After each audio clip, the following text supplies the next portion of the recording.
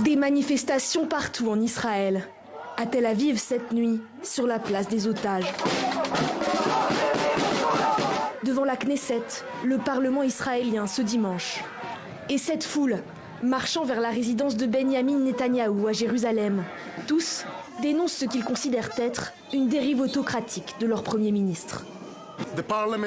Le Parlement est dépassé par le gouvernement israélien. L'opposition n'est pas assez dissuasive pour l'arrêter. Le Premier ministre fait la même chose qu'Orban en Hongrie et que Poutine en Russie. En cause, le renvoi du chef du renseignement intérieur, malgré l'interdiction temporaire prononcée par la Cour suprême. Mais aussi l'autre suspension à l'ordre du jour du gouvernement ce dimanche. Celui de la procureure générale, Gali Baharav Miara. Celle-là même qui préside la Cour suprême.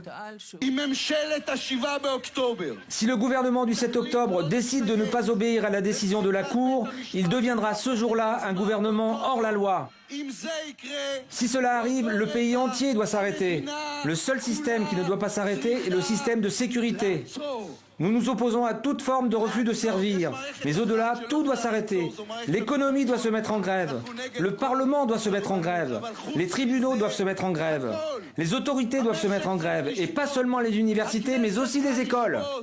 Dans un message vidéo publié ce samedi soir, Benyamin Netanyahou défie la Cour suprême et l'accuse de bloquer l'action gouvernementale. Ronen Bar ne restera pas à la tête du Shin Bet. Il n'y aura pas de guerre civile. Et Israël restera un État démocratique. Pourtant, la magistrate de 65 ans, également conseillère juridique du gouvernement, reste ferme. Pour elle, le gouvernement cherche à se placer au-dessus des lois et à agir sans contrôle ni équilibre. Si leurs désaccords ne sont pas rares, notamment sur le projet de réforme de la justice, ils se règlent généralement à huis clos. Mais pas cette fois-ci. Gali Baharav Miara se dresse en sentinelle de la démocratie et refuse catégoriquement de se rendre à la réunion concernant sa suspension.